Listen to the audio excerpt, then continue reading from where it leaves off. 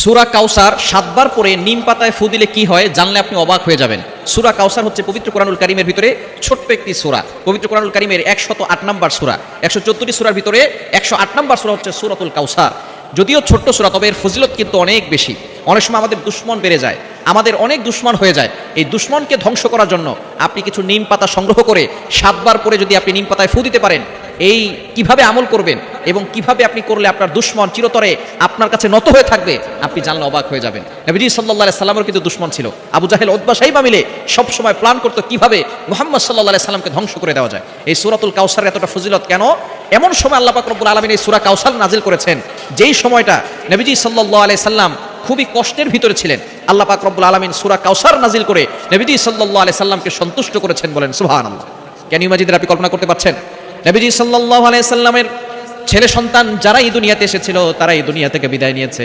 অল্প অল্প বয়সে তারা দুনিয়া থেকে বিদায় নিয়েছে। যখন এই সব সন্তানগুলো দুনিয়া থেকে বিদায় নিল, এবার কাফেররা বলা শুরু করলো, মুহাম্মাদের বংশের কোনো ছেলে নাই, মুহাম্মাদের এই দিন টিকবে না। মুহাম্মদ যে ইসলামের দাওয়াত দেয়, যেই কালিমার দাওয়াত দেয়, এই কালিমার দিন বেশি দিন টিকবে না, কেননা তার সন্তান সবগুলো দুনিয়া থেকে বিদায় নিয়েছে।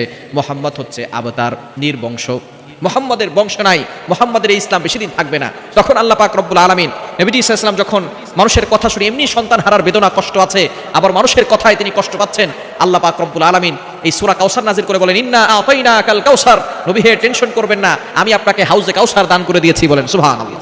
ইন্না আতাইনাকাল কাউসার ফাসাল্লি লিরাব্বিকা ওয়ানহার।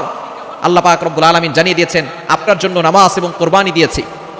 এরপরে বলছেন ফাসাল্লি লিরাব্বিকা ওয়ানহার ইন্না শানি আকা হুয়াল আবতার। যারা আপনাকে নির্বংশ বলে গালি দেয় তারাই হচ্ছে নির্বংশ।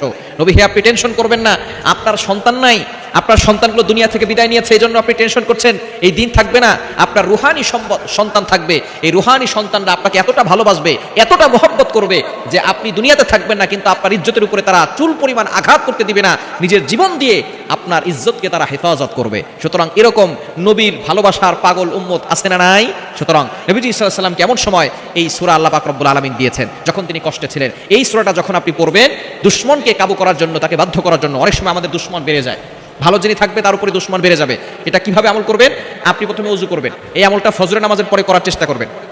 ফজরের নামাজের পরে আপনি ওযু করে ফজরের নামাজ পড়ে এরপরে আপনি সেখানে বসবেন, বসে 3 বার দুরূদ শরীফ পড়বেন। নিম পাতা নিয়ে সেখানে 7 বার বিসমিল্লাহ সহকারে সূরা কাউসার পরে ফু দিবেন। ফু দিয়ে ওই পাতাটাকে আপনার দুশমন যিনি আছেন তার কথা স্মরণ করবেন, তার একবার তার নাম উচ্চারণ করবেন যখন ফু দিবেন। এরপরে শেষে আবার 3 বার দুরূদ শরীফ পড়ে ওই পাতাটার ভিতরে ফু দিয়ে সেই পাতাটা আপনার যে দুশমন আছে সে যেই রাস্তা দিয়ে হাঁটে সেই রাস্তায় আপনি পুঁতে রাখবেন। সেই রাস্তা দিয়ে যদি আপনার দুশমন হেঁটে যায় তাহলে আপনার দুশমন আপনার বাধ্য হবে, আপনি যা বলবেন সেটাই সে শুনতে বাধ্য হবে। এজন্য সূরা কাউসারের ভিতরে অনেক ফজিলত রয়েছে। ইয়াকিনের সাথে যদি আপনি আমলটা করতে পারেন, দুশমন বাধ্য হবে, দুশমন আপনাকে কোনো ক্ষতি করতে পারবে না। আল্লাহ পাক রব্বুল আলামিন মানুষ শয়তান বলেন, জিন শয়তান বলেন, সকল ধরনের দুষ্ট শয়তান এবং মানুষ থেকে আল্লাহ আপনাকে হেফাজত করবেন। এজন্য সূরা কাউসারের আমলটা ইয়াকিনের সাথে, বিশ্বাসের সাথে আমল করেন, অবশ্যই আপনি ভালো একটি ফলাফল পাবেন।